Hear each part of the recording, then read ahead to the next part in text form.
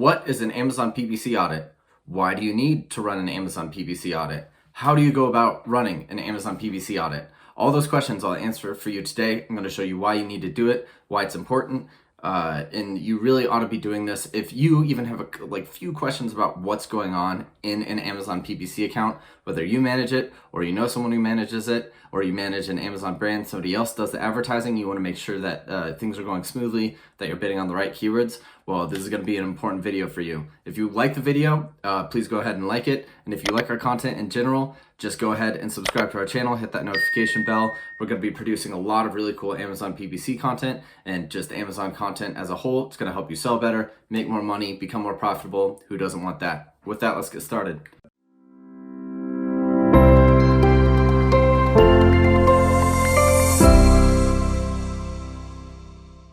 So what is an Amazon PPC audit? An audit, I'm sure all of you roughly know what an audit is. It's where somebody comes and takes a look at what you're doing. How do we do that on Amazon PPC? Why do you even need to do that in the first place? So going in and diving in to see what kind of things you're bidding on, what does your account presence look like, where you spend your money, extremely important. You're probably going to find areas where you're either not bidding hard enough, you're not going strongly enough like after certain keywords, or you're just wasting a bunch of money and you really ought to not be doing what you're doing. Nobody wants to waste money. Nobody likes leaving dollars on the table. You can figure this all out really quickly. I'm going to show you how. So here's just a basic. I like to do all of, like, if I'm investigating into an Amazon account, or somebody wants me to take a look at what they're doing, happens a lot. I just go ahead and I search the brand name. Simple as that. It's the easiest way to get a feel for, like, how good is this brand. I don't even look at their PPC account first. I'll query their brand name, and that'll tell me a lot of what I need to know. And usually you can make some assumptions based off that that are rarely incorrect. So I went ahead and searched Black Diamond. For those of you who don't know, it's sort of an outdoor clothing and equipment company. They do skis, rock climbing, a bunch of those sorts of sort of outdoorsy activity type. And then they also sell clothes. So big sprawling brand, a lot of different products to sell. Perfect to see, what they've got going on. I would imagine they're getting really chewed apart by resellers. Doesn't need to be happening. You can fix that. But that's not the subject of the video today. We're not going to necessarily go there. But just taking a quick look, sponsored brand, this spot. So Black Diamond Stoneworks Granite, like, come on, you need to be getting the sponsored brand headline spot. So that's not there. That's, sign number one. Here, the sponsored product is a photo of some clothing. The thumbnail looks a little awkward, and it's got 3.5 stars. So also bad. Don't want the product that you're showcasing in your advertisement to be less than 4 stars. So also pretty damning. And your titles are short. You could do more to optimize there. I don't know if we're going to get a video ad spot, but I would venture to guess that they won't get that either. So, a lot of work to be done. So let's take a look at, here's what looks like to be one of their main products. So full 5 stars, great. Looks like they do have that sponsored display product targeting ad, but it's for that same 3.5 star product. You don't need to do that. Losing this, you want to get that long ad, you can do that with sponsored display. Lot of resellers. Another headlamp. Somebody's taking this spot. They're cheaper. They've got good reviews too. Looks flashy. Don't want that. And then we're looking at sponsored products. There's one Black Diamond, another one, a third one it looks, but really not taking. Oh, and there's those pants again. But you really want to be gobbling up this traffic on your own. Detail page looks fine. Another person is using the sponsored display advertisement against you. So a lot you could be doing here, Black Diamond, to fix. So this is just the front end view. So, let's say you have a buddy, or you're even doing it for yourself. Search your brand term, see what you see. You could do Black Diamond, you could do Black Diamond headlamp, Black Diamond activewear, tire, whatever. Just do that, and you'll get a pretty good idea for, what the customer sees. So on top of that, you have just sort of like the front end look at what's going on. I'm not necessarily actually going to talk about campaigns right now. I'm not going to show you a UI, but because a lot of people structure it in different ways. I have a certain way I like to do it. Other people like to do it different ways. But check to see that they've got sponsored product, automatic product targeting, and keyword campaigns. Ideally, several match types not in the same campaign. That they've got sponsored brand headline ads, sponsored brand video ads, and sponsored display ads. However the naming convention, however it looks, people like to do it different ways. If you want to see how I go about setting these up, check out the video here in the top left, or it might have been top right. I always get that wrong. but in either case, just make sure that they're doing, stuff with the sponsored product ads. But the easiest way that is scalable and works pretty much every single time for figuring out what is going on with your ad spend itself is to actually look at the search term reports. So you can pull those, just go to the Amazon here in the report section, go to create report, and then you just do sponsored products. You can do it for sponsored brand video. In fact, this would be the best way to do it. Pull both these search term. Instead of last 30, I do last 60 because it just gives me a better idea. So you go in here to the custom date range, extend it all the way out. And then you go ahead and run report, and then you just download it when you're done. You can do that for both of these as well for the same date range, and then you can just combine all the information together into one spreadsheet, paying attention to the column headers, of course. But what you're going to get eventually, and then you can either create a pivot table report that combines all the data that works as well, or you can just sort of like scan this. But what I like to do, and I am not going to show you the customer search term because this is a brand of ours. I don't want to show you what they're bidding on. But I went ahead and filtered the search term column so that it doesn't contain their brand name, because we already figured out what's going on with the branded traffic with our little brand audit. But they're not killing it with brand. That's the first thing you're going to want to do. Gobble up all that brand traffic, stop hemorrhaging money, fix your brand. I've said it 1,000 times. If you would like to learn more about brand saturation, you can follow this video here in the top right corner, I believe. I think I got that right that time. But I talk all about brand, how to conquest. It's a great video, probably the most important one if you haven't done it yet. So please watch that if you're unfamiliar.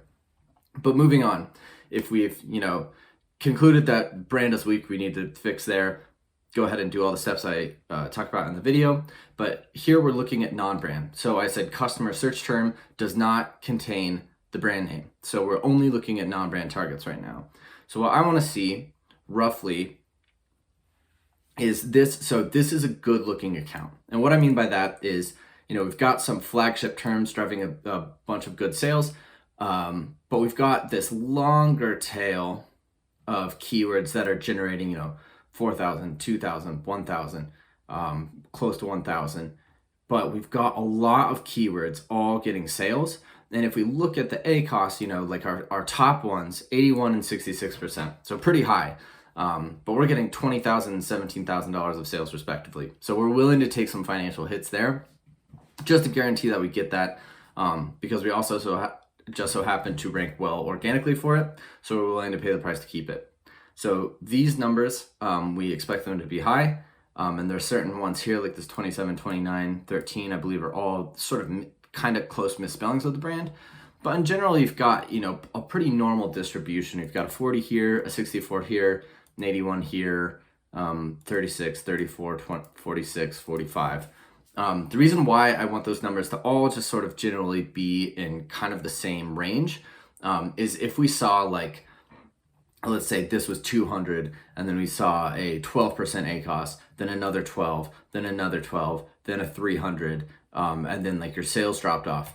That would mean that you're not, bidding correctly. You need to be doing more to adjust your bids.